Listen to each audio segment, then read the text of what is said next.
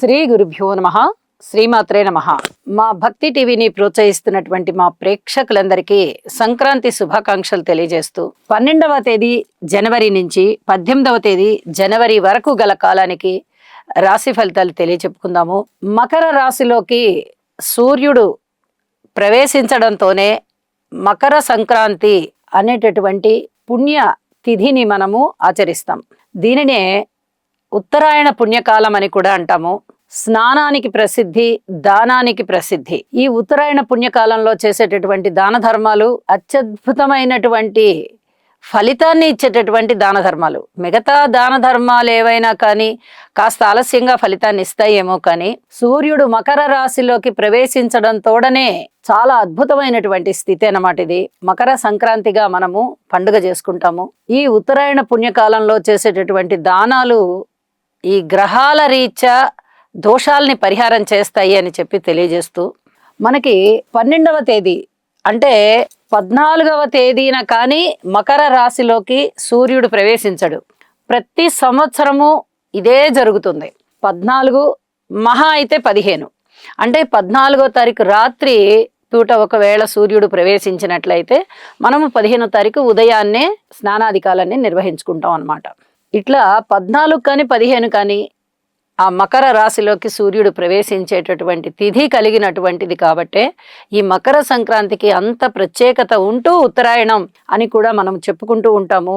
ఈ కాలంలో చేసేటటువంటి దాన ధర్మాలన్నీ కూడా సత్వరమైన ఫలితాలను ఇస్తాయి. కాబట్టి గ్రహ దోషాలు ఉన్నవారు ఈ ఉత్తరాయణ పుణ్యకాలంలో చక్కగా నదీ స్నానం ఆచరించి మీ చేతనైనటువంటి దానం చెయ్యండి, అధికమైన ఫలాన్ని పొందండి. రాశి ఫలితాలు తెలియచెప్పుకుందాము. ముందుగా గ్రహస్థితులు.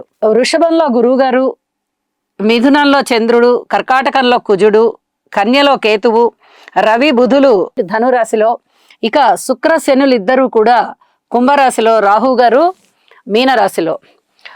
వారాంతంలోకి 18వ తేదీకి వచ్చేటప్పటికి రవి గారి యొక్క స్థితి మకర రాశిలోకి వచ్చి ఉంది.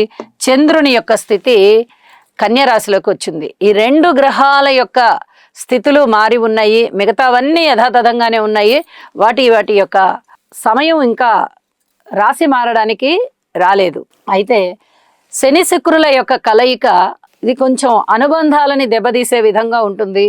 అలాగే కుజుని యొక్క 8వ దృష్టి ఈ భూమి తగదాలు, కోర్టు వ్యవహారాలు, రోడ్డు ప్రమాదాలు, భార్యాభర్తల మధ్య అనుకూలతలు దెబ్బతీయడం, ప్రేమ వ్యవహారాలు ఇబ్బందికరంగా ఉండడము, కులాంతర వివాహాలు, మతాంతర వివాహాలని ప్రోత్సహించడం ఇత్యాది వాటి మీద ఆధారపడి ఉంటుంది. ఎక్కువగా ఆ ఫలితాలు ఉంటూ ఉంటాయి. ఇక గురువు గారి యొక్క దృష్టి కేతువు మీద ఆధ్యాత్మిక చింతన ఎక్కువగా ఉండడము, పెద్దల పట్ల వినయ విధేయతల్ని చూపించడము ఇత్యాది వాటికి చాలా బాగుంటూ ధన ఆదాయాన్ని కూడా పెంచుతూ ఉంటుంది. ఈ రకమైనటువంటి గ్రహస్థితులు ఉంటూ ఉండగా రాశి ఫలితాలు ఎలా ఉన్నాయి అనేది తెలియచెప్పుకుందాము. తులారాశి. తులారాశి వారికి ఈ వారం రోజుల కాలాన్ని పరిశీలన చేసినట్టయితే గ్రహాల యొక్క గతులు చాలా చాలా అదృష్టవంతమైనటువంటి స్థితిలో ఉన్నాయి అని చెప్పి తెలియజెప్పచ్చు. ప్రధాన గ్రహాలు అంతగా బాగలేకపోయినా రాహుగ్రహం చాలా బాగుంది.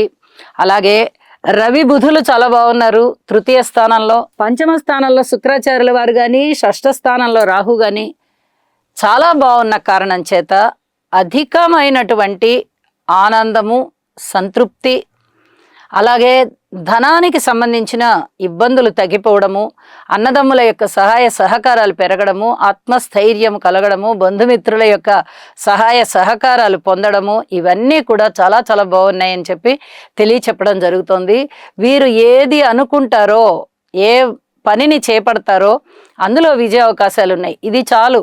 నిజానికి చెప్పాలి అంటే తృతీయము బాగుంది, షష్టము బాగుంది అంటే చేపట్టిన పనులలో విజయము, పనులు చేపట్టడానికి కూడా చక్కగా సాహసోపేతమైనటువంటి నిర్ణయాలు ఇవి చాలా అత్యద్భుతమైనటువంటి విజయావకాశాలను ఇస్తూ మనిషిని ఉల్లాసభరితంగా, ఉత్సాహభరితంగా చేస్తున్నాయి అని చెప్పి తెలియచెప్పడం జరుగుతోంది. అనేక రకాలుగా దాన ధర్మాలు చేస్తారు. కొంచెం జాగ్రత్తగా ఉండాలి ఈ విషయంలో. దైవభక్తి కూడా చాలా పెరుగుతోంది. మీకు అదృష్టం వెన్నంటి ఉంది. అయితే ఒక్కొక్కసారి ధన నష్ట సూచితమవుతోంది, ఒక్కొక్కసారి ధన లాభం సూచితమవుతోంది. ధన నష్టం ఎప్పుడు వస్తుంది, ధన లాభం ఎప్పుడు వస్తుంది అనేది మీరు తారాబలాన్ని బట్టి కూడా ఒకసారి డిసైడ్ చేసుకోవచ్చు. అలాంటి పరిస్థితి కనిపిస్తోంది. ట్రేడింగ్లో కానీ, లేదా ఏదైనా టెండర్స్ విషయంలో కానీ, లేదా షేర్ల విషయంలో కానీ మీకు పూర్వం లబ్ధి కలిగినట్టయితే వాటి వల్ల ఇప్పుడు కూడా మీరు వాటిట్లలో ధనాన్ని పెట్టచ్చు. ఇది చాలా చెప్పదగ్గ సూచనగా తెలియజెప్తూ ఉన్నాను. ఇక గృహంలో అనేక రకాల ఐకమత్యాలు కనిపిస్తున్నాయి. ఒక్క విషయంలోనే ఐకమత్యం కాదు, 2-3 సందర్భాలుగా మీరు అందరూ ఐకమత్యంగా ఉన్నారు, ఒక మాట మీద ఉన్నారు అనే సంతృప్తికి లోనవుతారు. అన్నదమ్ముల సహాయ సహకారాలు మిన్నంటి ఉన్నాయి. అలాగే మాతృవర్గ రీత్యా బాగుంది, సంతాన రీత్యా భిన్నాభిప్రాయాలు వ్యక్తమవుతున్నాయి. కొన్ని రకాలైనటువంటి సంతృప్తులు కనిపిస్తున్నాయి, కొన్ని మానసికమైన అసంతృప్తులు కనిపిస్తున్నాయి. ఓర్పు కలిగి ఉండండి. రాతకోతల పరీక్షల్లో కానీ, మౌఖిక పరీక్షల్లో కానీ, ఏదైనా ప్రదర్శనల అంశాల విషయంలో కానీ మీకు విజయావకాశాలు చాలా చాలా బాగున్నాయి. ఇక వివాహాది శుభకార్యాలు కుదరడం కొంచెం ఆలస్యం అయ్యే పరిస్థితి కనిపిస్తోంది. భార్యాభర్తల మధ్య అనుకూలత కూడా అంతగా కనిపించడం లేదు. కోర్టు వ్యవహారాలు అనుకూలంగా లేవు, ప్రేమ వ్యవహారాలు కూడా అనుకూలంగా లేవు. ఉద్యోగస్తులు కూడా ఓర్పు కలిగి ఉండాలి. పిత్రార్జితాల విషయంలో కూడా, పితృవర్గ విషయంలో కూడా కొంచెం ఓర్పు కలిగి ఉండండి అని చెప్పి మరొకసారి సూచన చేస్తూ ఉన్నాను. ఇక కార్మికులు, కర్షకులు, నేత పనివారు, చేతి వృత్తుల వారు ఇత్యాది వారందరూ ఎలా ఉన్నారు అంటే ఇంకా కొంచెం కష్టపడవలసిన కాలమే కనిపిస్తూ ఉన్నది. అయితే కష్టానికి తగిన ప్రతిఫలం ఉంది. ఇది కొంచెం మీకు సంతృప్తి కలిగించే అంశంగా తెలియజెప్పచ్చు. కష్టంతో కూడిన ఆదాయం.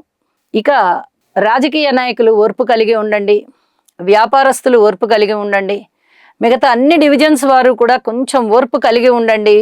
అతి త్వరలోనే ఇంకా అదృష్టవంతులు అవుతారు మీరు అని కూడా తెలియజెప్తూ, నవగ్రహ స్తోత్ర పారాయణాలు చేసుకోవడం ద్వారా మరింతగా మీకు అభివృద్ధి ఉంది అని చెప్పి సూచన చేస్తూ శుభం. రాహుగ్రహం యొక్క అనుకూలత కొరకు అర్ధకాయం మహావీరం చంద్రాదిత్య విమర్దనం సింహికా గర్భసంభూతం తం రాహుం ప్రణమామ్యహం.